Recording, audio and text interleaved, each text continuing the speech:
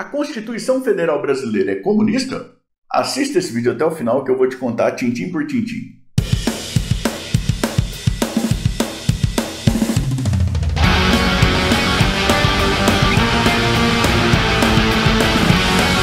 Eu sou o professor Thiago Caversan e compartilho semanalmente, aqui mesmo no canal, vídeos relacionados à teoria e à prática do direito, como esse vídeo de hoje em que a gente pensa sobre a questão de a Constituição Federal Brasileira ser ou não comunista. E isso já a partir de vários anos de experiência como advogado e também como professor universitário. Se você gosta desse tipo de conteúdo, inscreva-se aqui embaixo, também clique no sininho, até para ficar sempre a par das novidades que nós trazemos para cá. Afinal de contas, a Constituição brasileira é comunista?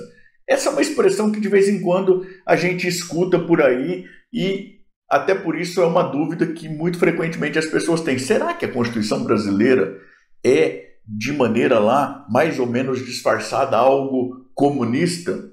Bom, a gente vai refletir aqui de maneira um tanto quanto genérica, mas é sempre bastante importante a gente lembrar que é de extrema importância também que nós procuremos estabelecer definições para as palavras que nós utilizamos, definições para os conceitos que nós usamos, para daí depois poder ser possível que a gente se aventure a enquadrar uma coisa ou outra em uma ou outra classificação, né? Então, acho que a gente não tem lá grande dificuldade em termos práticos, pelo menos, para saber o que é a Constituição Federal Brasileira, né? E aí você pode, inclusive, usar o seu Google aí, Constituição Federal, Planalto, você vai achar a versão, né, do Planalto da Constituição Federal Brasileira, atualizada lá, com acesso a emendas e tudo mais, e aí você vai poder acompanhar, se é que você já não está com ela aberta aí para a gente conversar, você vai poder acompanhar um pouco do que a gente vai conversar aqui, né? O outro conceito que a gente tem aqui é o comunismo, e aí é importante lançar luz um pouco sobre o que seja o comunismo, e daí o que a gente está falando é de, né, um modelo em que há uma apropriação por parte do Estado dos meios de produção, e aí uma determinação centralizada por parte do Estado também do investimento dos meios de produção e das forças de produção também. Veja, e aí a gente, olhando, e aqui vale a ressalva de que nós estamos trabalhando com uma definição bastante grosseira, assim, só para a gente poder conseguir evoluir a nossa conversa.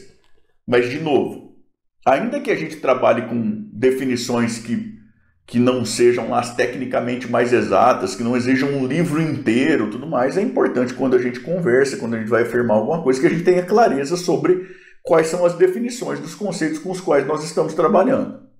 Porque senão a conversa não faz sentido algum. E se a gente leva em conta essa noção de comunismo, a gente não tem muita dificuldade para debate pronto poder afirmar, olha, a Constituição Federal Brasileira absolutamente não é comunista.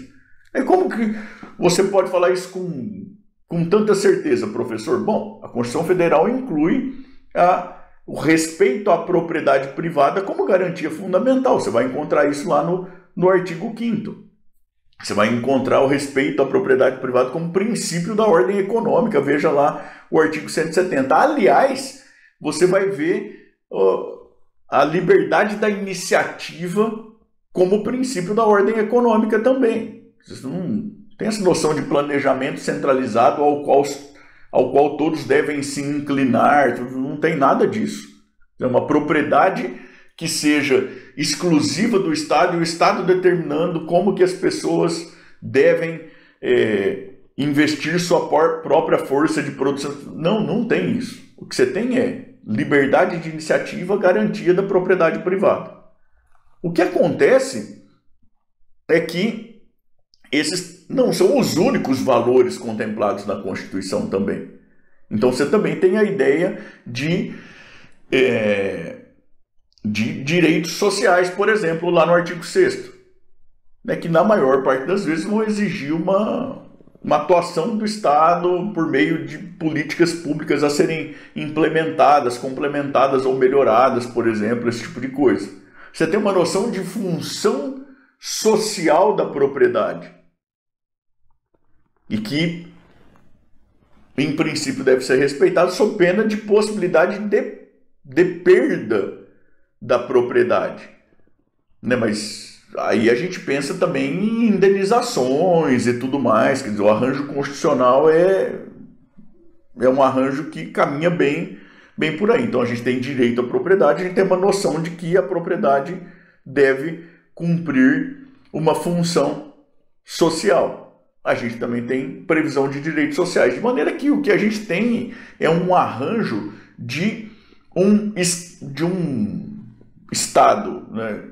De um país, de um regime, em que o que a gente tem é o capitalismo, né?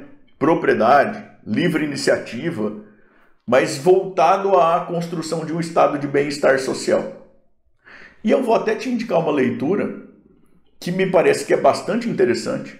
E eu, para falar bem a verdade, fui apresentado esse livro quando cogitei o doutorado na Universidade de Marília, que é onde eu fiz o meu doutorado mesmo, mas estava lá no edital como obra que seria exigida na prova e tal. O livro A Constituição Econômica, do ministro aposentado do Supremo Tribunal Federal, Eros Roberto Grau, que é um grande pensador brasileiro do direito. E que vai explicar nessa obra, dentre outras várias coisas, que na Constituinte, que levou à Constituição de 1988, nós tínhamos inclinações ideológicas diversas representadas. E que isso se espelha na Constituição que a gente tem. É uma Constituição que é um amálgama de inclinações ideológicas diversas. Então, a Constituição não é comunista, né? Porque ela não se enquadra numa definição de comunismo. E ela não é uma Constituição libertária também. Ela é uma Constituição que trabalha com essa ideia de combinação de anseios diversos da sociedade brasileira naquele momento. Tá certo? Então, é comunista? Não, absolutamente não é comunista. É completamente libertária? Não é também. Como que a gente pode afirmar isso? É lendo a própria Constituição. E aí eu te sugiro aí, veja o artigo 5º, pelo menos, veja o artigo 170 e seguintes, que tratam aí da ordem econômica, veja também o artigo 6º, que trata de direitos sociais. Lembrando, né, dizer que a gente tem a previsão na Constituição da existência de direitos reconhecidamente sociais não tem nada a ver com comunismo, porque não se enquadra na definição de comunismo que a gente combinou de conversar em torno dela mais para o início do vídeo.